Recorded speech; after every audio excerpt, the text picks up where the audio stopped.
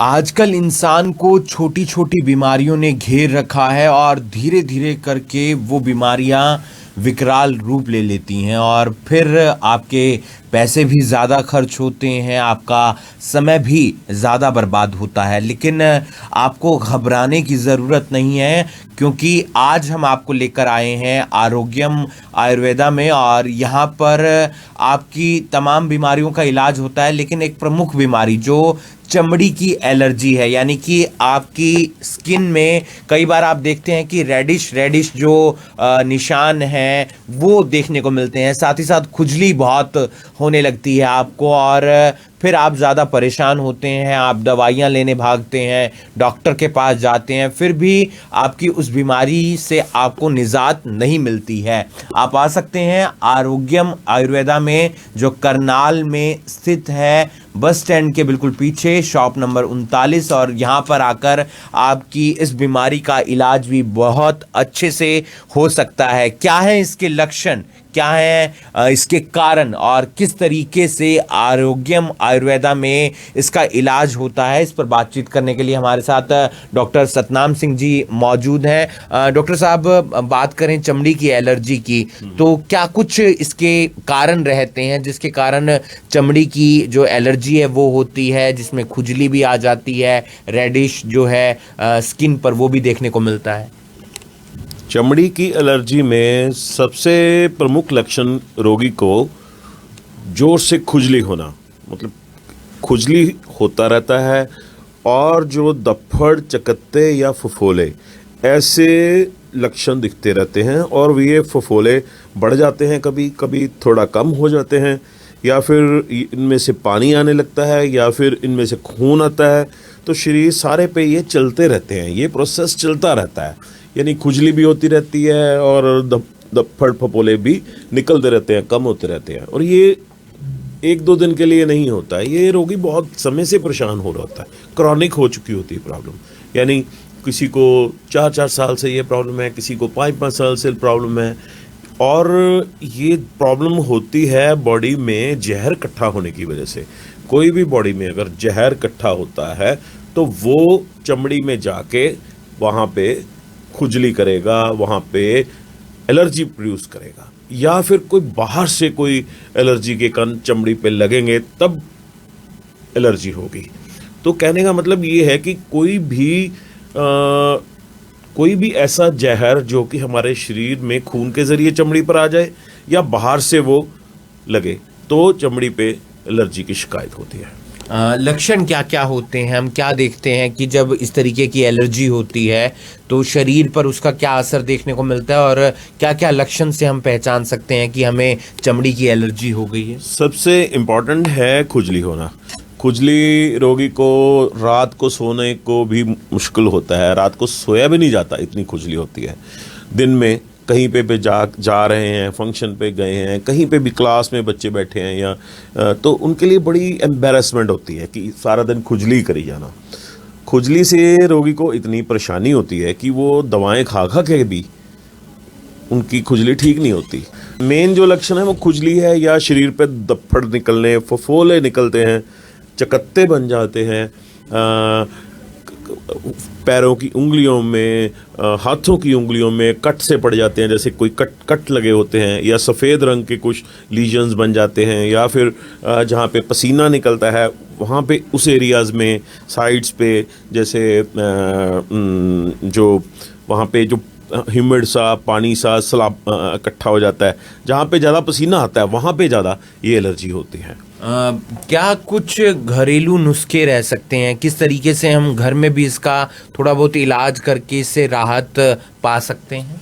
देखिए, सबसे पहले तो मैं आपको ये बताना चाहूँगा कि चमड़ी की एलर्जी कितने तरह की है, और उसको फिर आगे हम कैसे बच सकते हैं उससे, फिर वो हम कैटेगराइज कर सकते हैं। सबसे पहले तो एक पित्ती उछलना होता है रोग, जिसको अर्टिकेरिया कहते हैं। अर्टिकेरिया या पित्ती उछलना, वो जैसे कि कोई भी एलर्जी के कारण, जैसे फसलों की कटाई हुई तो वहाँ से धूल मिट्टी या पोलन्स स्किन पे लग गए, तो स्किन पे एकदम से धब्बड़ पड़ने शुरू हो गए, यानी फफोले पड़ने शुरू हो गए, चकत्ते पड़ने शुरू हो गए, खुजली शुरू हो गई।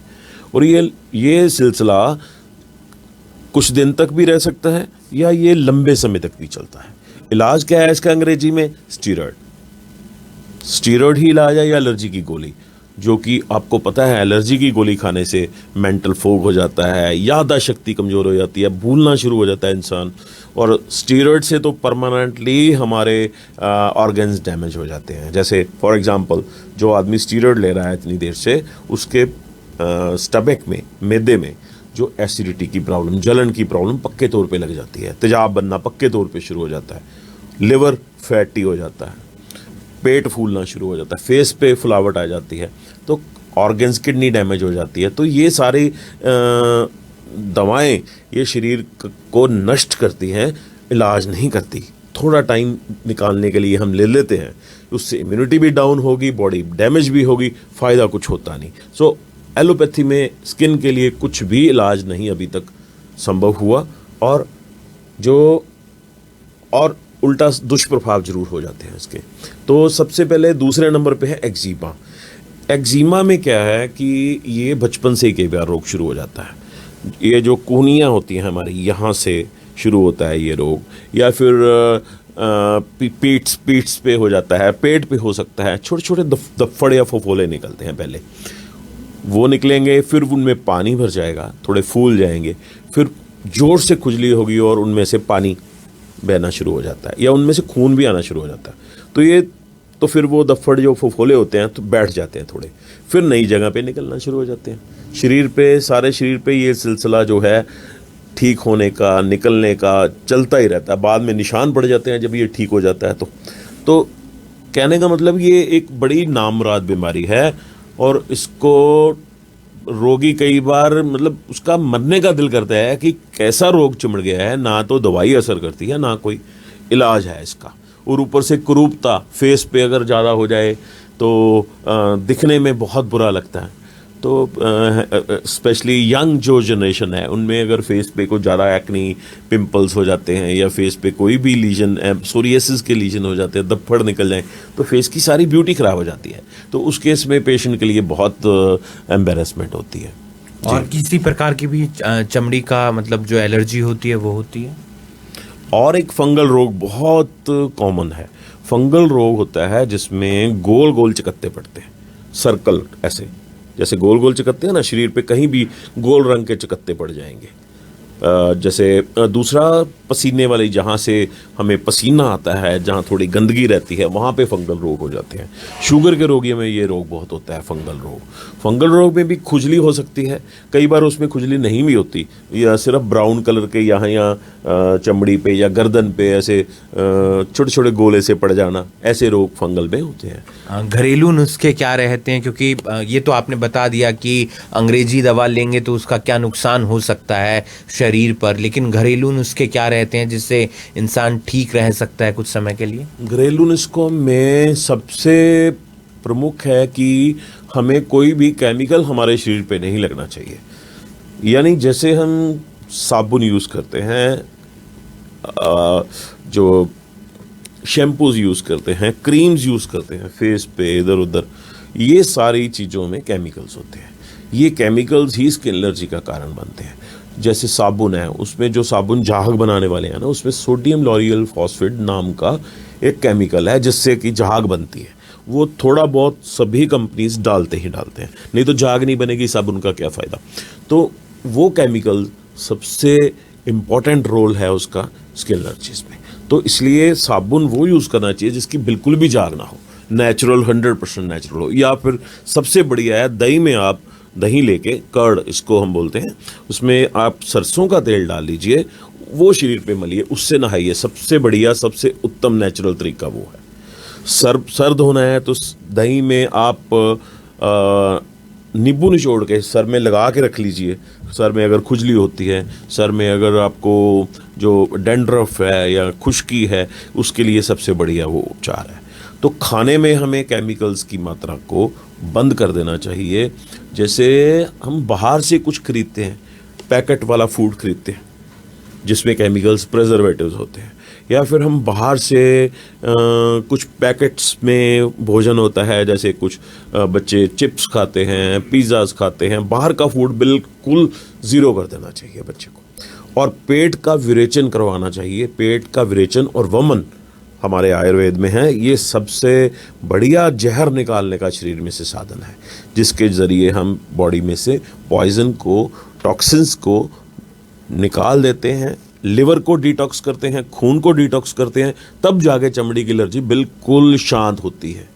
क्योंकि ये एक पित्तज रोग है, गर्म रोग है, इसमें हमें बहुत सारी डाइट्स को अवॉइड करना पड़ेगा। हमें ज़्यादातर फूड, सात्विक फूड पे आना पड़ेगा। हमें जौ का खाना लेना पड़ेगा। जौ ठंडे होते हैं, जैसे जौ आप बारले समझते हो, विद छिलके समेत बारले को पिसवा के उसका आटा खाने से सिंपल फूड, सात्विक फूड पे आना पड़ेगा। केमिकल कोई नहीं लगाना पड़ेगा, तब जाके हमारे जो ये स्किन की एलर्जी है बिल्कुल जड़ से ठीक होगी। और डाइज़ जैसे लगाते हैं, डाइज़ लोगों में यूज़ होती हैं, उनको स्किन की एलर्जी यहाँ से शुरू हो जाएगी। डाइज़ इसके लिए बहुत जिम्मेवार हैं, स्किन एलर्जीज में बहुत लोगों में पाई जाती हैं। और जो लोग डाई करते हैं, जो प्रोफेशनल्स, जो सैलून्स वाले हैं, उनको भी ऐसी स्किन एलर्जीज बहुत होती हैं। तो डॉक्टर साहब ने बताया कि किस तरीके से जो चमड़ी का रोग है वो आजकल लोगों में फैल रहा है, ख़ास तौर पर बच्चों के अंदर बात की जाए या बुज़ुर्गों के अंदर बात की जाए या महिलाओं में बात की जाए। और स्किन पर अगर चमड़ी का जो रोग है वो हो जाता है तो फिर परेशानी बहुत ज़्यादा होती है। अगर आपको इस तरीके की बीमारी है तो आप आरोग्यम आयुर्वेदा में जा सकते हैं, जो करनाल में बस स्टैंड के बिल्कुल पीछे शॉप नंबर 39 में स्थित है। वहां पर क्लिनिक, वहां पर जाकर आप दवाई ले सकते हैं। आप फ़ोन के माध्यम से भी डॉक्टर से संपर्क कर सकते हैं, फिर आपकी जो दवाई है वो आपके घर तक पहुंच जाएगी। एक आखिरी सवाल ये जान लेते हैं कि आरोग्यम आयुर्वेदा में, यानी कि आपकी तरफ से इसका क्या इलाज संभव है, आप किस तरीके से इलाज करते हैं? देखिए, हम स्किन एलर्जीज में 20 साल से एलर्जीज का ट्रीटमेंट कर रहे हैं। ज़्यादातर हमारे पास पेशेंट ज़्यादा एलर्जी के ही आते हैं, और इस पे हमारे अब बाकायदा रिसर्च वर्क भी है। साइंटिफिक रिसर्च पेपर्स बना के हमने इसके इलाज के बारे में, हमारे ठीक हुए रोगियों के बारे में हमने यूरोपियन अकेडमी ऑफ आयुर्वेदा में पेश किए, जिसकी वजह से हमें वर्ल्ड वाइड रिकॉग्निशन मिली स्किन ट्रीटमेंट्स में। ऑल टाइप्स ऑफ एलर्जीज में हमारा जो इंटरनेशनल नाम है, बड़े बड़े जर्नल्स में भी छिपा है। आप अमेरिका के जर्नल्स में और यूरोप के जर्नल्स में, लगभग सभी जर्नल्स में हमारी साइंटिफिक जो रिसर्च है वो छप चुकी है। कि वो ऐसे नहीं छपती, अगर उसके रिजल्ट्स आपके पास हों, बहुत बढ़िया रिजल्ट हो, साइंटिफिक प्रूफ होना चाहिए। साइंटिफिक प्रूफ के साथ हमने कराया। तो इसीलिए हमारे पास जो अंग्रेज़ हैं बहुत ज़्यादा तादाद में इलाज करवाने आते हैं। फ़ोन पे भी अपना जूम पे सिम्टम्स दिखा के इलाज करवाते हैं। और उसकी वजह से हमें एक बात कहना चाहूँगा, ब्रिटिश पार्लियामेंट यानी इंग्लैंड की पार्लियामेंट में, संसद में, हमें हाउस ऑफ कॉमन्स में 10 नंबर हॉल में बुलाया गया था। वहाँ पे वहाँ के MPs और बहुत सारे साइंटिस्ट को भी बुलाया गया था, और हमें as a VIP speaker allergy पे बोलने के लिए मौका दिया गया था। तो ये एक बहुत बड़ी हमारी अचीवमेंट रही है, जिसकी वजह से हमें बहुत लीवरेज मिली। और हमारा जो ट्रीटमेंट है पूरे वर्ल्ड में अभी एलर्जी का चल रहा है अभी। तो अच्छे से इलाज हो रहा है यहाँ पर। जो भी लोग आ रहे हैं अलग अलग जिलों से, अलग अलग राज्यों से, स्किन की एलर्जी के लिए, स्किन की एलर्जी में 80% से ज़्यादा मरीज बिल्कुल जड़ से ठीक होते हैं। साथ में हम उनको अपना लाइफस्टाइल चेंज करना है। अकेली दवाई से कुछ नहीं होता। दवा के साथ साथ, आयुर्वेदिक दवा के साथ साथ, हमें अपना लाइफस्टाइल भी चेंज करना पड़ेगा। हम एक तरफ से जहर डाले जा रहे हैं बॉडी के अंदर, टॉक्सिन्स डाले जा रहे हैं, दूसरी तरफ से आयुर्वेदिक दवा उसको न्यूट्रलाइज करने के लिए डाले जा रहे हैं, तो उसका तो फ़ायदा नहीं होगा ना। तो हमें थोड़ा लाइफस्टाइल चेंज करना पड़ेगा, तभी इसका एक्चुअल रिजल्ट मिलेगा और पेशेंट बिल्कुल जड़ से ठीक होंगे। हो रहे हैं, हज़ारों लोग हो चुके हैं ठीक। हमारे पास ज़्यादातर रोगी वही आ रहे हैं जो एक दूसरे को बताते हैं कि भाई मेरा रोग था और वो ठीक हो गया आगे, माउथ टू माउथ पब्लिसिटी से। तो स्किन एलर्जी कोई इतनी प्रॉब्लम बड़ी नहीं है, ये सिर्फ लाइफस्टाइल डिसऑर्डर है। ये कोई बीमारी नहीं है कि ये ठीक नहीं हो सकती। लाइफस्टाइल हमने खराब कर लिया तो उससे ये रोग शुरू हो गया। अभी एक सोरियासिस रोग के बारे में आपको बताऊंगा, बहुत लोगों में कॉमन हो गया है। सोरियासिस में क्या है, शरीर पे बचपन में शुरू हो सकता है या मिडिल एज में शुरू हो सकता है। सर में जैसे स्टार्टिंग में खुजली होती है, डैंड्रफ सा जैसे पपड़े से उतरने शुरू हो जाते हैं। उसके बाद ये कानों पे आ जाता है, कानों की बैक साइड पे पपड़े शुरू हो जाते हैं। फिर बाजुओं पे शुरू होता है, फिर यहाँ पे इसके लीजन्स आ जाते हैं। होता क्या है, चमड़ी के ऊपर चमड़ी की एक लेयर बननी शुरू हो जाती है, नई नई चमड़ी की परतें बननी शुरू हो जाएंगी। वो चमड़ी की जब परतें एक दूसरे के ऊपर बनती हैं तो फिर वो जो ऊपर वाली चमड़ी की परतें हैं वो उखड़ना शुरू हो जाती हैं, यानी पपड़ी बन के ना वो गिरना शुरू हो जाते हैं। जैसे आप सोए हुए हैं, आप उठते हैं तो अपने बेड पे देखा सारा भरा चद्दर ही भरी हुई है पपड़ी से, तो ये इसमें प्रॉब्लम आती है। और उसके खुजली भी हो सकती है इसमें। पपड़ी जब उतर जाती है सारी तो नीचे वो लाल रंग का वो बच जाता है लीशन। तो ये सोरियासिस बहुत कॉमन रोग हो गया है, स्पेशली बच्चों में भी बड़ों में भी। और इससे प्रभावित लोग इतने होते हैं कि उनके फेस पे सारा भरा होता है, सारा शरीर ही कई बार उनका सोरियासिस के लीजन से भरा होता है। तो कई लोगों की, तो एक लड़की थी जिसकी शादी होने वाली थी, तो उसको सोरियासिस का रोग था सारी बॉडी पे। तो उसकी शादी 6 महीने बाद थी। तो हमारे पास ट्रीटमेंट कराने आई, तो तब वो कह रही थी कि मैं शादी तोड़, घर वाले जो मेरे इन-लॉज हैं वो शादी तोड़ रहे हैं इसकी वजह से। तो भगवान की कृपा से हमने उसका ट्रीटमेंट शुरू किया। विदिन 3 मंथ्स उसका फेस सारा क्लियर हो गया, बॉडी पे भी क्लियर होना शुरू हो गया। सो 4 to 5 मंथ्स में उसकी प्रॉब्लम बिल्कुल ही ठीक हो गई। अभी भी वो उसका फ़ोन आता है बात करने के लिए कि आपने तो हमें बचा दिया। तो उनकी लाइफ अभी गृहस्थी लाइफ जो है बहुत अच्छी चल रही है। तो ऐसे इस रोग से डरने की ज़रूरत नहीं है, कोई घबराने की ज़रूरत नहीं है। सिर्फ अपना लाइफस्टाइल हम चेंज करवा के और उसमें थोड़ा योग करवा के, खुराक चेंज करवा के, साथ में दवाएं देके हम बिल्कुल ठीक कर देते हैं। इसमें कोई भी इतना बड़ा काम नहीं है। तो ये थे हमारे साथ डॉक्टर सतनाम जी, जिन्होंने जानकारी दी चमड़ी के रोग के बारे में। अगर आप भी इस जो बीमारी से ग्रसित हैं और आपको भी परेशानी होती है तो थोड़ा सा आपको अपना लाइफस्टाइल चेंज करना होगा। और आरोग्यम आयुर्वेदा में आप आ सकते हैं, यहाँ पर आपको दवाई दी जाएगी, बताया जाएगा कि डाइट क्या लेनी है, किस तरीके से आपको दवा लेनी है, किस तरीके से आपको लाइफस्टाइल को चेंज करना है। और फ़ोन के माध्यम से भी आप डॉक्टर साहब से संपर्क कर सकते हैं। ऑनलाइन माध्यम से आपके पास दवाई पहुंच जाएगी और फिर जो आपकी ये बीमारी है उससे आप ठीक हो जाएंगे। करनाल में क्लिनिक जो है वो बस स्टैंड के पीछे है, शॉप नंबर 39 में। वहां जाकर आप अपनी बात रख सकते हैं, अपनी बीमारी बता सकते हैं, ताकि आप जल्द से जल्द स्वस्थ हो सकें। इस वीडियो को आप ज़्यादा से ज़्यादा शेयर कीजिए और बाकी तमाम खबरों के लिए आप जुड़े रहिए करनाल ब्रेकिंग न्यूज़ के साथ। नमस्कार।